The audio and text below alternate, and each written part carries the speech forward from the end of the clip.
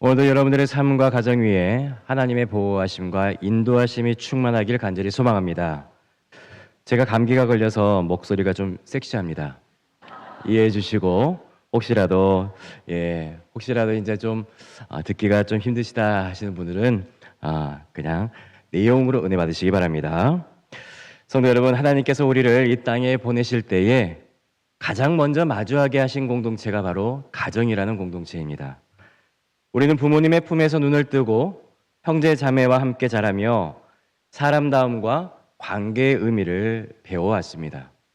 그렇게 가족 안에서 우리는 차츰 한 사람의 개체로 자라가면서 삶의 첫걸음을 이 가정에서 시작하여서 내딛게 되었죠. 이 가정이라는 것은 단지 함께 사는 공간이 아니라 삶의 출발선이고 사랑과 책임, 이해와 용서를 배우는 가장 작고도 소중한 학교라고 할 수 있습니다.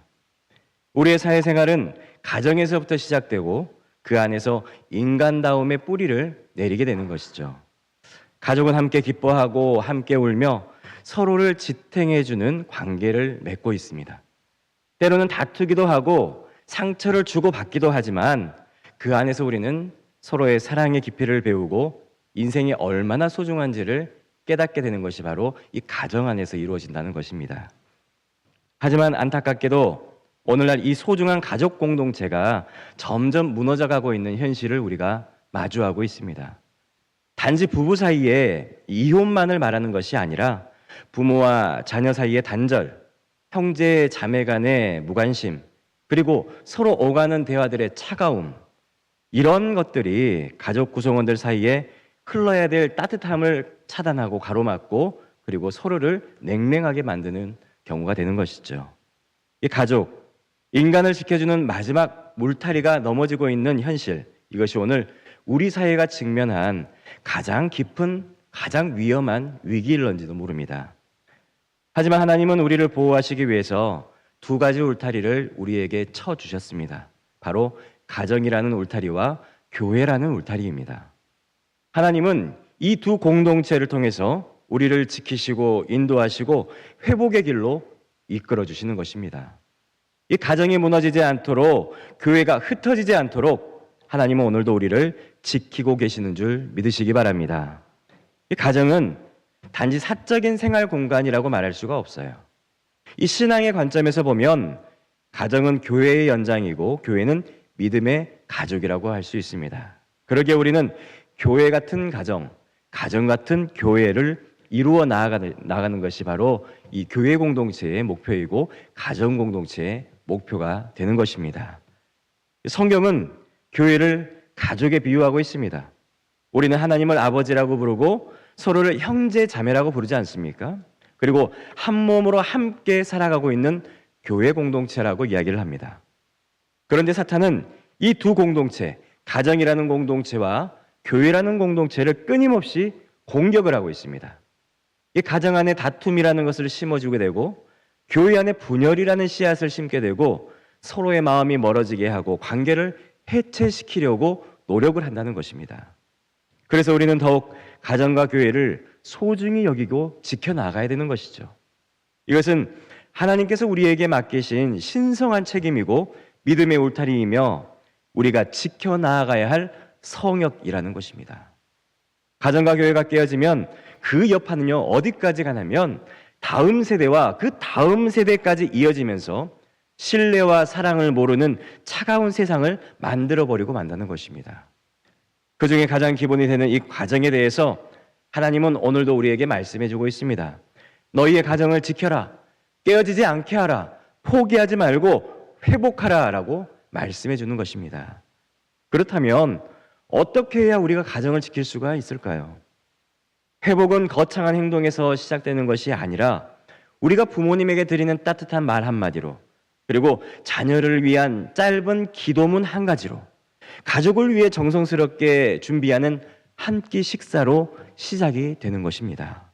그것이 바로 이 작은 실천들이 다시금 무너지고 있는 우리의 가정을 세우게 되는 출발점이 된다는 것입니다.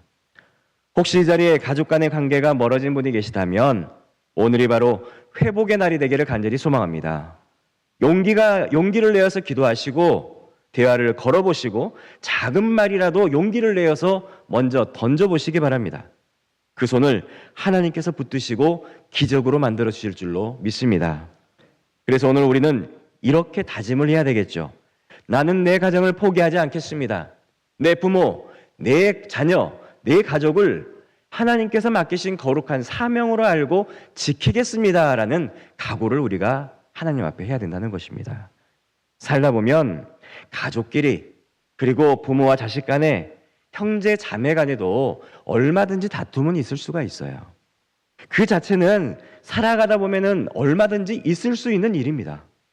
우리는 모두 연약한 인간이기 때문에 때로는 서로를 오해하기도 하고 마음이 상하기도 하고 또 실망을 할 수도 있습니다. 하지만 꼭 기억해야 할 것은 가족 관계는 찢지 말아야 된다는 것입니다. 다툼은 있어도 단절은 있어서는 안 된다는 것이죠. 여러분, 전쟁에도요, 룰이라는 게 있습니다. 이 전쟁 중에 항복을 선언한 사람들은요, 죽이지를 않습니다. 왜냐하면 그것이 마지막 남은 인간의 양심이기 때문에 그들은 살려주는 것이 전쟁의 배려라는 것이죠. 이 가정 안의 갈등도 마찬가지입니다. 누군가 용서를 구하러 나올 때에 우리는 긍휼의 마음으로 하나님의 사랑으로 그를 품을 수 있어야 된다는 것입니다. 가정은 우리의 자존심으로 유지되는 것이 아니라 하나님의 은혜와 우리가 서로 불쌍히 여기는 마음으로 지켜나가는 것이기 때문에 그렇습니다. 우리는 종종 부모님들의 말이나 행동으로부터 상처를 받을 때가 있죠. 왜 그러실까? 어떻게 나에게 그런 말씀을 하실 수가 있을까? 내가 부모님에게 어떻게 했는데 어떻게 그런 말씀을 나에게 하실 수 있을까? 상처받을 때도 있다는 거예요. 하지만 우리가 기억해야 할 것이 있습니다. 우리 부모님들도 완전한 분들이 아니기 때문에 실수도 하고 때로는 자존심에 사로잡혀서 고집을 부리기도 한다는 것입니다. 어떤 사람은 부모의 마음을 양파와 같다라고 말한 사람도 있어요. 겉으로는 단단해 보이지만 그 껍질을 한 겹 한 겹 까다 보면은 남는 것은 뭐밖에 남지 않을까요? 눈물밖에 남지 않는다는 것입니다. 부모님이 마음속 깊이 간직한 단 하나의 것은 바로 자식 앞에서조차 지키고 싶은 자신의 자존심이라는 것입니다. 그 자존심 때문에 목소리를 높이고 화를 내고 때로는 상처가 되는 말을 자녀들에게 하기도 한다는 것이죠. 하지만 그 모든 껍질을 다 벗겨내고 나면은 남는 것은 자녀를 위한 눈물밖에 남지 않는다는 것입니다. 여러분, 한 사람의 인생이 어떻게 시작이 됩니까? 갓난 아이들 보십시오. 아이들은 자존심이 없습니다. 울고 기고 도움을 구하면서도 부끄러움이나 체면 따위는 아무것도 상관하지 않습니다. 하지만 시간이 흐르고 세상을 살아가면서 우리는 점점 자존심이라는 껍질을 쌓아가면서 살아가게 되죠. 그리고 인생의 후반부에 들어서게 되면 그동안 쌓아왔던 그 자존심을 하나씩 껍질을 벗기면서 살아가게 되는 것입니다. 우리 부모님들이 바로 그렇습니다. 자녀와 가정을 위해서 평생을 헌신하면서 자신만의 세계를 일구셨지만은 세월이 흐르고 몸과 마음이 약해지면서 이제는 마지막 자존심마저도 내려놔야 할 그때가 다가오고 있다는 것입니다. 그것은 곧 세상을 떠날 준비가 시작되었다라는 신호가 되는 것이죠.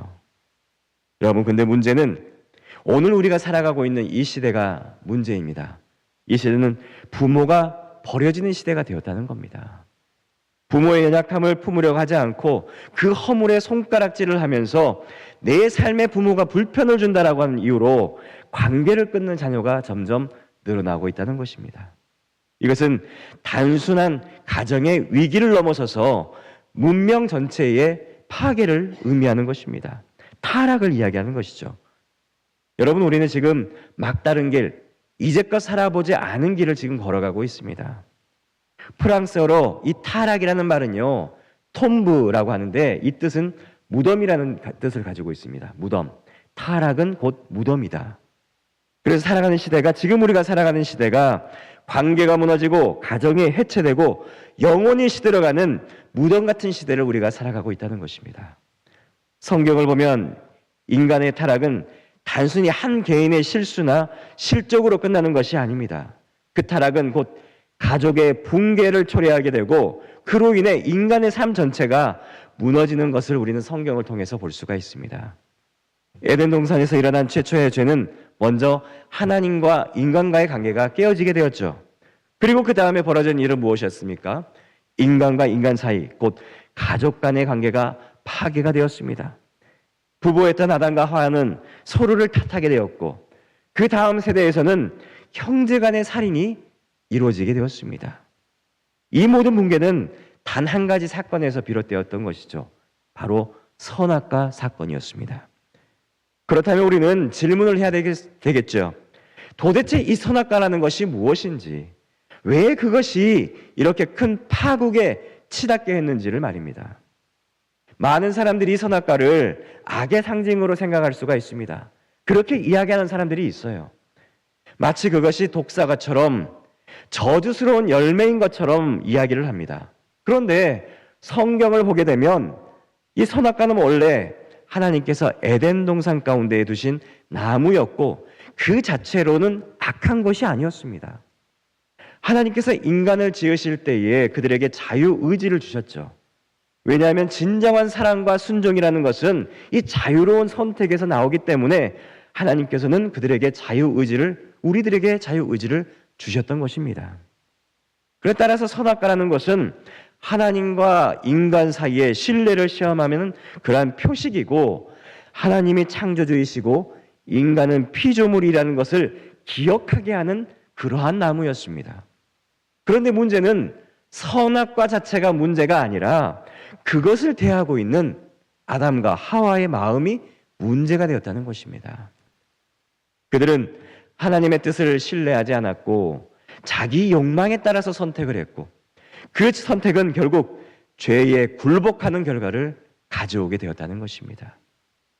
하나님이 주신 선한 선물을 그들의 의심과 교만으로 인해서 오염시키고 그리고 그것으로 인하여서 죄로 짓게 만드는 그러한 결과를 초래하는 것이 바로 인간의 마음이었다는 것입니다. 선악과가 문제가 아니라 사람의 마음이 문제였다는 것이죠. 여러분, 선을 악으로 만든 것은 인간의 마음입니다. 선악과는 하나님의 선물이었지만 주신 분과 받는 자 사이에 질적인 차이를 인간이 망각하는 순간 그 선물은 더 이상 은혜가 아니라 범죄의 도구가 될 수밖에 없다라는 것입니다. 여러분, 이것은 오늘날 우리 가정에도 똑같이 적용이 됩니다. 이 가정을 무너뜨리는 것이 꼭 외적인 환경이나 어떠한 조건 때문에 가정이 무너지는 것이 아니라 문제는 우리의 마음에 있다는 것입니다. 부부 사이의 불신과 부모와 자녀 간의 오해와 형제 간의 경쟁과 시기, 이 모든 것들이 하나님께서 주신 선한 관계를 죄로 인하여서 왜곡하고 파괴하는 우리의 악한 마음에서부터 비롯된다는 것입니다. 사랑하는 성도 여러분, 가정은 하나님께서 우리들에게 주신 귀한 선물입니다. 부모와 자녀, 남편과 아내, 형제와 자매, 이 모든 관계는 하나님께서 창조하신 복된 울타리로 주셨습니다. 그런데 오늘 우리는 그 가정이 급속히 무너지는 것을 바라만 보고 있습니다. 그러나 우리는 반드시 기억을 해야 되겠죠. 가정이 무너졌다면은 그것은 먼저 우리의 마음이 무너졌다는 사실을 먼저 자각해야 된다는 것입니다. 가정을 무너뜨리는 주범은 배우자도 아니고 자녀들도 아니고 형제자매도 부모도 아니고 바로 그 뿌리를 더욱더 깊이 들여다보게 되면은 타락한 내 자신의 마음에 있다는 것입니다. 타락한 것도 내 자유에 의해서 선택하게 된 것입니다. 왜입니까? 하나님께서 우리를 기계처럼 만들지 아니하셨기 때문에 그렇습니다. 로봇처럼 프로그램된 존재가 아니라 스스로 선택할 수 있는 존귀한 존재, 하나님의 형상대로 지음받은 존재로 만드셨기 때문에 그렇습니다. 그리고 우리에게 자유의지를 주셨고 그 자유는 하나님을 사랑하고 순종하기 위한 도구로 주셨는데 하지만 인간은 그 자유를 착각하고 살아가게 되었다는 것입니다. 보이지 않는 하나님 대신에 자기가 하나님인 것처럼 착각을 하고 살았고 스스로 판단하고 스스로 주인이 되려 했기 때문에 타락할 수밖에 없었다는 것입니다. 그것이 바로 죄의 문을 열게 한 교만이라는 것의 시작이 되었죠. 아담과 하와는 동산 중앙의 선악과 앞에 설 때마다 자신들이 누구인지를 기억해야 되었는데, 하지만 그들은 창조주가 아니란 사실을 깨닫지 못하고 그들도 창조주처럼 될 수 있다라는 그 타락한 마음을 갖게 되었다는 것이죠. 주는 자와 받는 자, 창조주와 피조물 사이의 존재적 간격을 일깨워주는 것을 망각해버리고, 그리고 그들의 질서를 무시해버리고, 그리고 그들에게 주어진 선물이 더 이상 은혜가 아니라 타락의 도구로 사용될 수밖에 없었다는 것입니다. 너는 창조주가 아니라 피조물임을 기억하라는 하나님의 말씀을 그들은 어겨버린 것입니다. 피조물이 주인 노릇을 하게 될 때에 우리는 위험한 경계선상으로 들어가게 됩니다. 여러분, 우리가 생각하는 것보다 훨씬 더 교묘하게, 그리고 더욱더 우리에게 은밀하게 다가오는 존재가 있습니다. 그것은 바로 사탄 마귀입니다. 성경은 그를 광명의 천사, 우는 사자라고 이야기를 하지만 사탄은 대놓고 공격을 하지 않습니다. 오히려 우리의 마음속에 있는 가장 연약한 부분을 정확하게 노리고 안에서부터 무너뜨리는 것이 바로 사탄의 전략이라는 것입니다. 이 본문 말씀 창세기 3장을 보게 되면 사탄은 하와에게 먼저 접근을 하게 되죠. 왜 하와에게 먼저 접근을 했을까요? 하와가 감정에 민감하고 관계 중심적인 존재임을 알았기 때문에 그에게 먼저 접근을 했습니다. 그리고 논쟁이 아니라 맞고 틀림을 이야기하는 것이 아니라 감정에 호소를 했던 것이죠. 하나님이 정말 그렇게 너에게 말씀하셨느냐? 그것을 먹으면 너희 눈이 밝아져서 하나님처럼 될 것인데 그 말은 하나님께서 하지 아니하셨더냐라고 감정에 호소를 하게 됩니다. 그런데 아담에게는 달랐습니다. 사탄은 아담의 이성적인 특성을 간파하고 내가 선악을 알게 될 것이라고 그 판단력과 자율성을 강조하게 되었습니다. 옳고 그름을 말하게 되었던 것이죠. 하와와는 다르게 접근을 했다는 것입니다. 이 말을 들어보니 완전히 틀리지도 않았습니다. 아담과 하와는 선악과를 먹고 눈이 밝아지게 되었죠. 하지만 그것은 의로움의 눈이 뜨인 것이 아니라 수치의 눈이 뜨이게 되었다는 것입니다. 선과 악을 알게 되었지만 선을 더 이상 선택할 수 없는 그러한 능력을 잃어버리게 되었다는 것입니다. 여러분, 사탄은요, 진실과 거짓을 섞어 쓰는 전략을 쓰게 됩니다. 이 부분적인 진실을 가지고 전체를 속이는 그러한 전략을 쓴다는 거예요. 오늘날 우리에게 들려주시는 그 유혹의 말도 똑같습니다. 이 정도는 괜찮아. 너도 충분히 할 수 있어. 그런데 그 말 끝에는 죄의 함정이 기다리고 있다는 것입니다. 그 결정적인 유혹의 포인트는 세 가지가 있습니다. 첫 번째는요, 감각에 호소를 합니다. 선악과가 보암직도 하고 먹음직스럽기도 했습니다. 두 번째로는 탐욕을 자극했습니다. 너도 하나님처럼 될 수 있다라고 말입니다.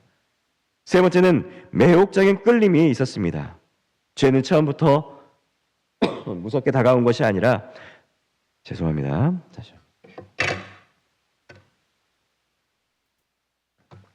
달콤하고 그럴듯하게 매력적으로 이 죄가 다가오게 되는 것이죠.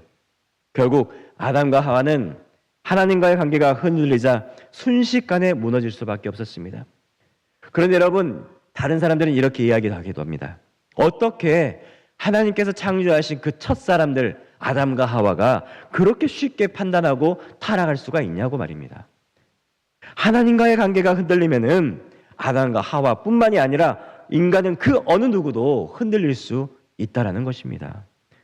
또 어떤 사람들은 묻습니다. 왜 하나님은 그런 자유를, 죄 지을 수 있는 자유마저도 사람에게 허락해 주셨냐고 말입니다.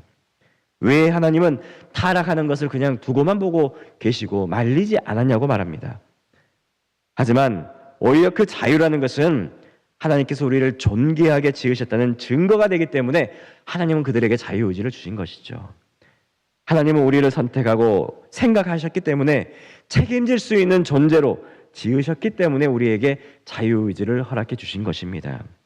이 자유는 위대한 선물이지만 그 자유를 악하게 사용하는 것은 우리의 마음의 문제라는 거예요. 하나님은 선한 분이시며 악의 근원이 아니시라는 것입니다. 죄는 하나님이 만든 것이 아니라 인간이 선한 자유를 잘못 사용한 결과라는 것이죠. 성경은 타락을 단순한 실수로 보지 않습니다. 이 단순한 것 같이 보이지만은 그 중심에는 관계의 파괴가 이어지게 되어 있다는 거예요. 어떤 파괴였을까요? 첫 번째로는 하나님과의 관계가 무너지게 되었습니다. 사람은 하나님을 피해서 숨게 되었고 그 관계는 이제 더 이상 사랑함이 아니라 두려움과 거리감으로 변하게 되었습니다. 두 번째는 인간관계가 무너지게 되었습니다. 아담은 하와를 탓하게 되었고 책임을 회피하고 결국 형제 간의 살인까지 이어지게 되었던 것이죠. 세 번째는 자연과의 관계도 파괴가 되어버리고 말았습니다. 원래 하나님께서 지으신 이 자연은 원래는 인간을 돕는 관계, 그러한 대상이었습니다. 하지만 타락 이후에 자연은 저항하게 되었고 인간을 위협하는 존재로 바뀌게 되었던 것이죠. 지진과 해일과 가뭄과 전염병 등 오늘날 우리가 겪는 많은 재난은 타락한 세상의 결과로 다가오게 되었다는 것입니다. 그래서 로마서 8장 22절은 이렇게 말하고 있습니다. 함께 읽어보도록 하겠습니다. 피조물이 다 이제까지 함께 탄식하며 함께 고통을 겪고 있는 것을 우리가 아느니라. 아멘. 성도 여러분, 우리는 지금 총체적인 타락의 시대를 살아가고 있습니다. 하나님과의 관계는 멀어지고 사람은 서로를 미워하게 되었고 자연은 신음하며 우리를 위협하고 있는 시대를 살고 있습니다. 그러나 문제는 죄의 결과가 단순한 일회성의 고통으로 끝나는 것이 아니라 인간은 타락 이후에 자기 중심적으로 바뀌어 버렸고 관계를 파괴하는 존재로 변하게 되었다는 것입니다. 그 속에는 교만이라는 것, 자존심이라는 이름으로 숨어 지내는 인간의 타락이 숨어 있다는 것입니다. 여러분, 우리는 자존심이라는 단어를 우리가 때때로는 긍정적으로 이야기를 하지만 사실 그것은 타락한 인간의 교만의 또 다른 이름이 될 수도 있습니다. 내가 틀릴 리가 없어. 내가 먼저 무너질 리가 없어. 라는 마음은 관계를 무너뜨리는 독약이 되는 것이죠. 창세기 3장 12절을 보게 되면 아담이 이렇게 말을 합니다. 하나님이 주셔서 나와 함께 하신 그 여자, 그가 그 나무 열매를 내가 줌으로 내가 먹었나이다 라고 말입니다. 여러분, 이 말을 자세히 보게 되면요, 세 가지의 독약이 들어있습니다. 첫 번째는 하나님을 향한 원망이 들어있습니다. 그 여자를 왜 나에게 주셨습니까? 결국 하나님 때문에 내가 이렇게 타락하게 되었습니다라는 원망이 들어있는 거예요. 두 번째로는 하와를 향한 분노가 들어있습니다. 이전에 뭐라고 했습니까? 뼈 중에 뼈였고 살 중에 살이라고 찬양을 했는데 이제는 그 여인을 자신을 망하게 한 존재라고 이야기를 하고 있습니다. 세 번째는 관계의 파괴의 독입니다. 사랑의 대상이었던 이 아내가 이제는 더 이상 함께하고 싶지 않은 불편하고 책임을 돌릴 대상이 되어버리고 말았다는 것입니다. 여러분, 이것이 타락의 실체라는 거예요. 하나님과의 관계가 무너지고 사람과 사람 사이의 관계가 깨지고 가정은 혼돈에 빠지게 되고 세상은 고통에 휩싸이게 되었다는 것입니다. 여러분, 우리가 결혼할 때 한번 생각해 보시기 바랍니다. 얼마나 아름다운 서약을 하였습니까? 생명을 바쳐서 사랑하겠습니다. 행복하게 해드리겠습니다. 손에 물 한 방울 묻히지 않게 하겠습니다. 안 들어오셨어요? 다 까먹으셨어요? 아니요. 기억하고 계시죠? 안 했어요? 전 남편분은 안 하셨습니까? 그런데 시간이 지나고 현실이 밀려오면 우리는 스스로에게 물어봐야 됩니다. 나는 정말 그 약속과 마음가짐으로 살아가고 있는지 말입니다. 그 질문 앞에서 우리는 솔직해질 필요가 있는 것이죠. 성도 여러분, 우리는 아담의 후예들입니다. 우리가 겉으로는 멀쩡해 보여도 마음 깊은 곳에는 자기 중심과 그리고 교만, 연약함이 자리 잡고 있습니다. 그래서 우리는 날마다 말씀 앞에 설 수밖에 없습니다. 말씀이 아니면 우리가 온전히 설 수가 없는 거예요. 내 자신이 누구인지, 내 가정과 교회가 얼마나 하나님 은혜 아래에 있어야 우리가 바로 서는 것이 가능한 일인지 다시 깨닫고 살아야 된다는 것입니다. 여러분, 아담은 하와를 처음 보고 뭐라고 했습니까? 뼈 중에 뼈고 살 중에 살이라고 했습니다. 하지만 성경을 읽다 보면 단 한 장을 넘기자마자 남편은 아내를 원망하고 형제는 형제가 형제를 죽이는 이야기를 보여주고 있습니다. 이것이 바로 타락한 인간의 현실이라는 것이죠. 감격으로 맺은 관계조차도 죄 앞에서는 순식간에 무너져 버릴 수 있는 것이 바로 인간이라는 것입니다. 성경은 이 사건을 외면하지 않아요. 고스란히 보여주고 있습니다. 가까운 관계일수록 더 깊은 상처를 줄 수 있다는 사실을 우리들에게 말해주는 것이죠. 그러므로 완벽한 사랑은 이 땅에 있을 수가 없기 때문에 우리는 예수 그리스도의 복음을 우리가 더욱더 절실히 필요한 사람이라는 것을 깨닫게 하는 것입니다. 하지만 여러분, 하나님의 은혜 아래 살아가는 사람은 가능한 게 있습니다.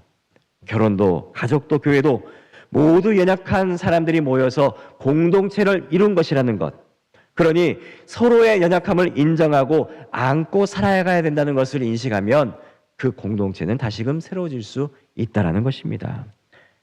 사랑하는 성도 여러분, 그렇다면 부족하고 연약하고 부서진 인간들끼리 살아가면서 덜 상처받는 방법이 무엇이 있을까요?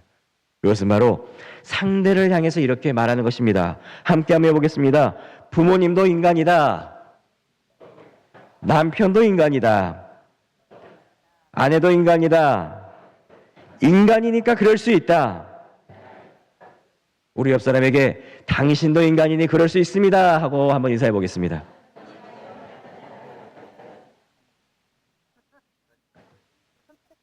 그렇습니다. 우리는 완벽한 존재가 아닙니다. 그래서 완벽한 사람은 없기 때문에 아담의 피를 물려받은 사람들이기 때문에 우리는 이해하는 것이 아니라 인정하면서 살아야 되는 것이죠.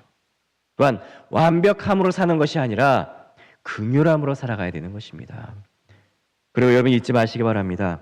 우리가 항상 신앙이 충만한 상태로 살아가는 것이 아니에요. 그렇기 때문에 신앙이 지치고 기도가 막히고 말씀이 멀어질 때에는 우리 안에 있던 감정의 쓴뿌리가 올라올 수밖에 없다는 것입니다. 그때 우리는 분노하고 말로 서로에게 상처를 주고 차가운 말로 사랑을 무너뜨릴 수도 있다는 겁니다. 왜입니까? 우리는 스스로 사랑을 만들어낼 수 없는 존재입니다. 사랑하는 성도 여러분, 하지만 감사한 것은 성경이 이 어두운 이야기로만 끝나지 않는다는 사실입니다. 하나님은 아담과 하와의 타락 이후에도 그 절망적인 배경 속에 한 줄기 소망의 빛을 우리들에게 심어주셨습니다. 가정이 깨어지고 인간이 무너져 내리는 현실 속에서도 하나님은 인간을 포기하지 않으셨다는 것입니다. 인간의 타락과 관계의 파괴와 감당하기 어려운 현실 속에서도 생명의 희망인 예수 그리스도를 우리에게 허락해 주셨다는 것입니다. 여러분, 우리는 모두 부서진 존재입니다. 부모가 자녀에게, 남편이 아내에게, 아내가 남편에게 상처를 주는 일은 누구나 겪을 수 있는 일입니다. 모두가 고장난 채로 살아갈 수밖에 없습니다. 하지만 우리 예수님을 마음에 영접하게 되면, 예수님의 말 한마디를 우리가 듣게 되면은 우리는 생명을 얻을 수가 있고 상처난 마음이 치유를 얻을 수 있게 되는 것입니다. 우리 복음교회 생명들이, 우리 복음교회 성도들이 예수님의 생명력을 가지고 사랑하며 살아가기를 간절히 소망합니다. 세상은 자기를 중심으로 돌아가지만 예수님을 믿는 사람들은 더 이상 자기 중심적으로 살아가는 것이 아니라 이웃을 위하여서 살아가는 사람, 나를 포함한 많은 공동체를 위하여서 내가 살아가는 사람이 바로 예수님의 사랑을 전하면서 살아가는 사람이라고 할 수 있겠죠. 여러분, 우리는 모두가 불쌍한 존재입니다. 내 마음에 들지 않는다고 미워해서는 안 되는 것이죠. 실망했다고 관계를 끊어서도 안 되는 것입니다. 여러분, 불쌍히 여기시기 바랍니다. 이것이 바로 그리스도인의 신앙생활이라는 것입니다. 그리고 이것이야말로 우리가 예수님을 믿는 가장 분명한 증거가 되는 것입니다. 예수님 또한 우리를 불쌍히 여기셨습니다. 십자가 위에서 아버지 저들을 사하여 주옵소서. 자기들이 하는 일을 그들이 알지 못함입니다라고 기도하셨던 주님의 마음이 오늘 우리의 가정과 삶 속에 다시 살아나기를 간절히 축원합니다. 그러니 오늘 이 말씀에 따라서 마음속으로 이렇게 고백하며 살아가시길 바랍니다. 불쌍히 여기면서 살아가겠습니다. 나도 불쌍한 사람이고 예수님의 사랑으로 불쌍히 여기면서 살아가겠습니다 라고 말입니다. 다시 한번 우리 옆 사람에게 불쌍히 여기며 살아가겠습니다 하고 한번 인사해 보시겠습니다. 그렇습니다. 이것이야말로 우리가 예수님을 믿는 증거라고 할 수 있습니다. 그리스도의 가정이 살아나는 길이며 하나님 나라가 이 땅에 이루어지는 방식이 바로 서로를 긍휼히 여기고 불쌍히 여기는 마음에서 시작된다는 것입니다. 오늘 가정으로 돌아가셔서 마음속으로 또한 사랑하는 사람들에게, 남편에게, 아내에게, 자녀들에게 이렇게 고백해 보시기 바랍니다. 나도 불쌍한 사람이고 당신도 불쌍한 사람이니 그러니 우리 예수님의 사랑으로 서로를 품고 불쌍히 여기면서 사십시다 라고 말입니다. 그러할 때 하나님의 사랑이 우리 가정 위에 꽃 피어지는 줄로 믿으시기 바랍니다. 그 고백 위에 하나님은 회복의 은혜와 화목의 기적과 사랑의 능력을 덧입혀 주실 줄로 믿으시기 바랍니다. 기도하겠습니다. 사랑과 긍휼에 풍성하신 하나님 아버지, 오늘 우리에게 말씀으로 깨닫게 하시니 감사합니다. 우리는 아담의 후예요 부서진 존재들임을 고백합니다. 완벽하지도 않고 완전한 사랑을 할 수도 없는 연약한 사람들입니다. 그러나 주님, 우리가 그렇게 연약할 때에도 우리를 불쌍히 여기시고 끝까지 사랑하신 예수 그리스도의 사랑을 오늘 우리도 붙들게 하여 주옵소서. 가정 안에서 서로에게 실망하고 상처받을 때에 미워하고 등을 돌리기보다 불쌍히 여기는 마음을 우리들에게 허락하여 주옵소서. 당신도 부서진 사람입니다. 나도 부서진 사람입니다. 이 고백이 우리 삶의 고백이 되게 하시고 그 고백 위에 십자가의 사랑이 다시 피어나는 우리 복된 가정들이 되게 하여 주옵소서. 예수님의 이름으로 기도합니다. 아멘.